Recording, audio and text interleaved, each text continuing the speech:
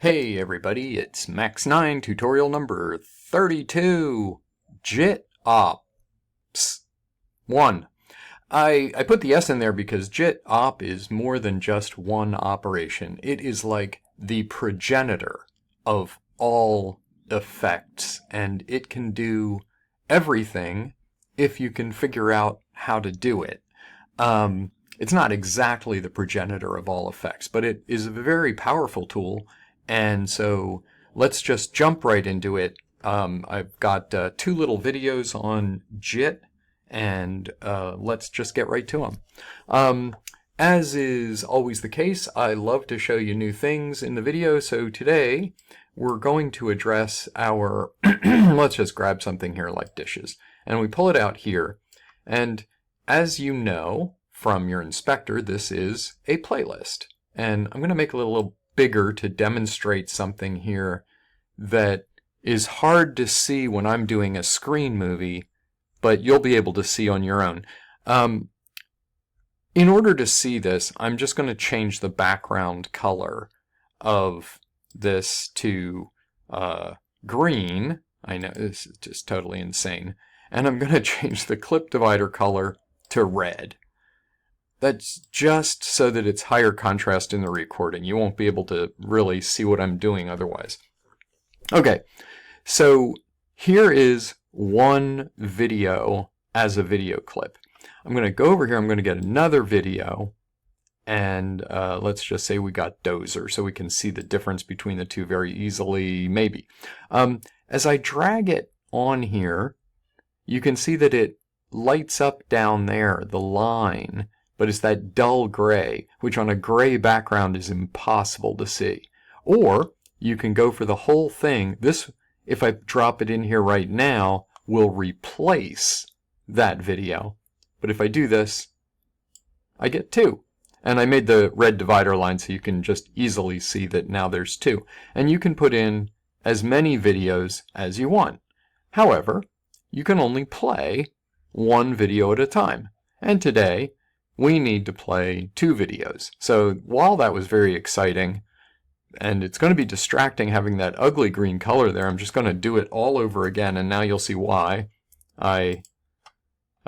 Dishes, there we go. We'll make it bigger, and now you'll see how difficult it is to see. And then, what did we put in there? Garbage? No, Dozer. Here we go. So, there it is. You see how hard that is to see. And here you could replace the whole thing. Here we're going to make a little list. There they are, all done. But we want two videos today, so I'm going to pull another one out. And I'm going to choose Countdown because Countdown shows off Jit Ops well because it's so distinct. So there we go. We've got our little Countdown movie.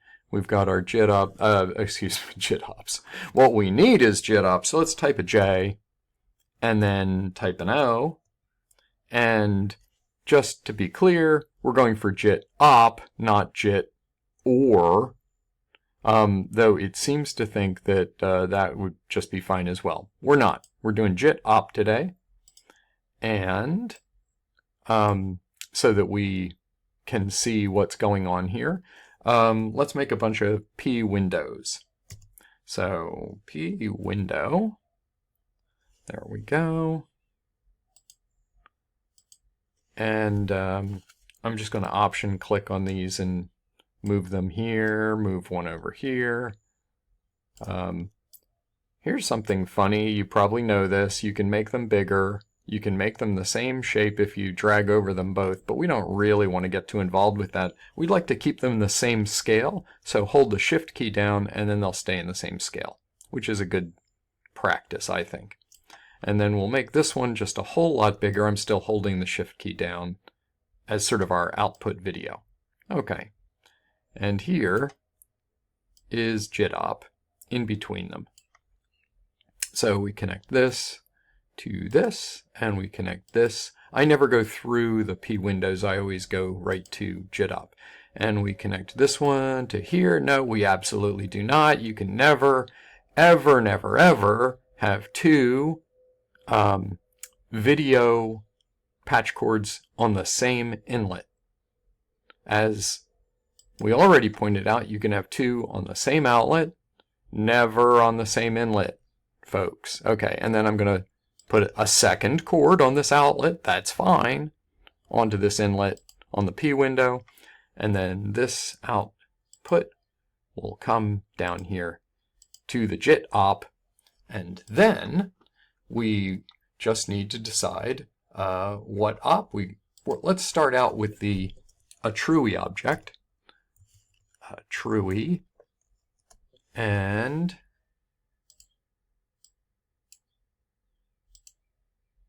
there it is. Okay, so we'll lock our patcher, click on this. We're going to say, what's the operation? I guess I'm going to unlock my patcher and make this a little wider in case we have to read here. And what you'll discover, so op means operation, locking my patcher again. I'm going to click loop on both of these and start them playing. So right now it is on pass, and that means this video is coming in, and you know, we're just going to let it pass. We're not going to do anything with the other video. So then we click on this list, and oh my goodness, look at all these math things we can do. The asterisk means, and by the way, this is not a single, this is two columns of things. And let me just express right now, I have no idea what most of them are, but I do know that this is multiply. So now we'll multiply them together. So since we may know that in the color world black is 0, we're multiplying this times this. So whatever color is here is getting multiplied by 0 wherever there's black, and consequently that means it's 0 again, and so it's black. White is very close to 1s all the way across the board, so whatever this is, let's say you've got some blue in there, and that would be, let's just use 3 numbers. That would be 0, 0, 1. Multiplied by that, it would come out, multiply it by 1, it comes out as what it is, right? And if it's red, that's 1, 0, 0. And if it's green, that's 0, 1, 0. You guys, are you getting the point here? Okay, glad to hear it. So now, what happens then if we divide the numbers? Well, I'm going to tell you, dividing by 0 was always declared to be a no-no in my school that I went to, or several schools. But, so, here we are dividing by 0, and then dividing by 1. And it's making a real big mess of things, not very interesting. Here we are adding them together, so we have this picture added to 0, which is black, so now we get that coming through the outside. But white, as you can see, this is first going around is gray, and then becomes white. And you can't really be brighter than 1. So once it's white, but the gray is added to the image and makes it a subtle amount lighter. I suppose that means subtract. And you know, when you try to subtract, you're subtracting 0, so you get the same thing. And then you subtract 1, you go into negative land, right? So any number that this is, let's just say it's a 0.5 minus 1, that's going to end up being a negative number. And then for the white that's going around, but the gray, because it's a in-between number, it's going to just end up being darker. And now we could look at some of the even more exciting ones. This exclamation point means that you're reversing the equation right and left. So you're going to treat the right-hand inlet as the main inlet and divide it by the left-hand inlet. It would be, there we go. I was going to warn about that. It's probably very similar to the division that we did the other direction, because 0 and 1 don't make for super exciting division. But yeah, and then you can average them. There's some that are a little bit more, you know, it's like, oh, there you go. It just picks a number that's right in between whatever these numbers are. And you can say, oh, minimum. Okay, gotcha. Maximum. What's the maximum? It seems a little bit like just addition there. Absolute difference. Subtract one from the other, but give it as an absolute number. Aha. So this one, once it goes negative, then you turn it around to positive, and when you get a negative number, it simply prints it as a negative image. Nice. So you can see already, and then we get down to the logical operators, and these always blow my mind. Like this one's like, if and only if. Not and, or maybe this one's not and nor, I can't remember. If and only if, not and nor, and, oh, I think that means it has to be exactly.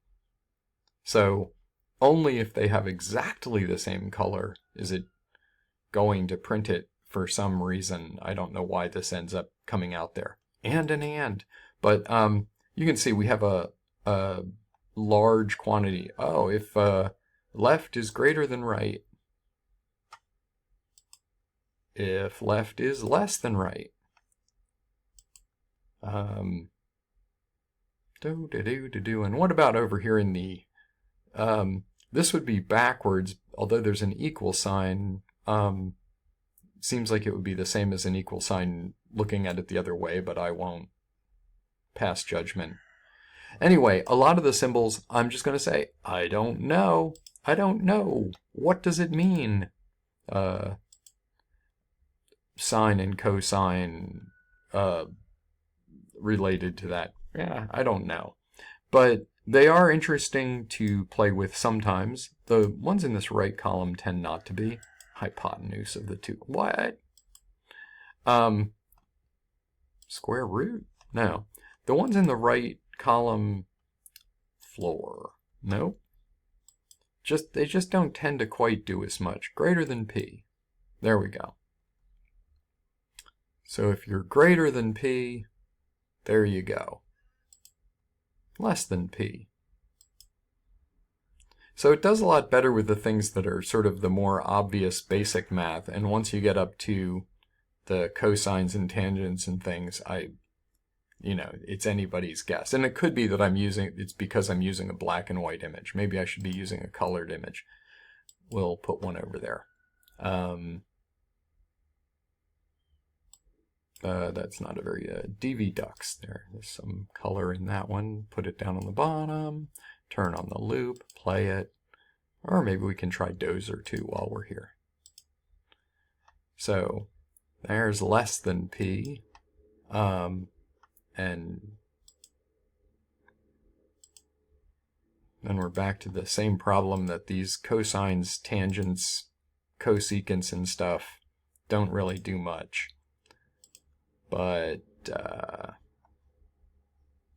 let's see, what was it, hypotenuse? Nope, I just can't get anything out of those. I'm sure there's something, but I don't know what it is. Anyway, a lot of these do stuff, so this would be, you know, plus the minimum number of the two, average them. That's typical. That should be about the same as being in the middle of X fade, which you might remember from our previous class. The percentage sign means modulo in the world of Max, which is when you divide two numbers together and you get a remainder. The modulo is the remainder when you can't divide the number anymore. The remainder when you're dividing. And there's dividing, there's multiplying. Anyway, so you get the idea there. Let's unlock our patcher again and go ahead and do that thing that we love doing, which is looking at the help file. Because I'm about to tell you something that is going to make JIT even more interesting. And that is this. Multiple operators.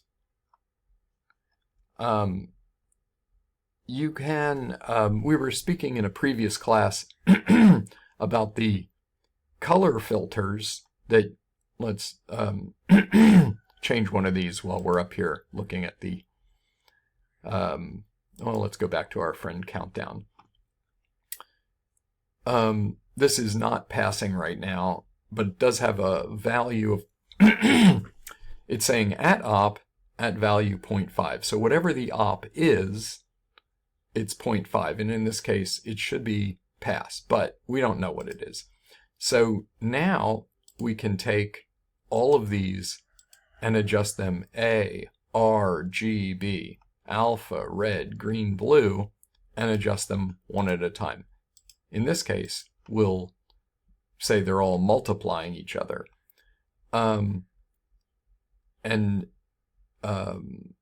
But we can actually break it down and we can say, oh, you know, I want red to be additive. So whatever on here is red, they're going to get added together, but the alpha, the green, and the blue are not. Now we'll add in adding green, and everything should turn yellow, maybe? Red and green, yellow and light? Yellowish. And now blue. So then it just ends up into being a regular add. Alpha, what can we do with alpha? Well, they're both fully alpha'd, so I guess we could say, I can't think of any good way to average them. They're either going to become nothing or they're going to become, if you multiply them together, they're 1 times 1. If you subtract them, they're going to end up being 0. Divide them. 1 divided by 1 shouldn't do anything. It's not doing anything. Plus. Nope. Absolute difference should go nope. It's not doing anything. It's not really interested. Maybe that's where these things come into play. I don't know. But the alpha, since both of them should have an alpha of 1, aren't doing a heck of a lot. You could almost disregard this one. But in this case, the red, just for as an example, you could say absolute difference, and then you get the absolute difference portrayed on the red number. The other numbers are still just adding themselves together. You get the idea, right? So let's go ahead and steal this. And so we're going to copy that and take it away. And close our window, and don't save any changes to your help window. And let's go ahead and paste that in here. And we can get rid of the True object and connect this. And then we have the ability to change these on our, well, we're not really dying to use alpha. This is the, remember, alpha, red, green, blue. Okay. So here we can do something like average them. We're averaging the red. Since all of this is white, that's a high amount of red and a lower amount of red, so you're getting a medium amount of red in here.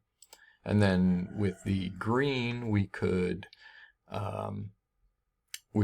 multiply them, or let's say less than or equal to P. And, I'm sorry, that's greater than or equal to P. Less than or equal to P. There we go. Makes it even redder. We can, that's if. Green, if there's some green over here. And then for the blue, we're going to say, what's this? If not. I think that's not. In the case, if it's not, then yes. If it is, then no.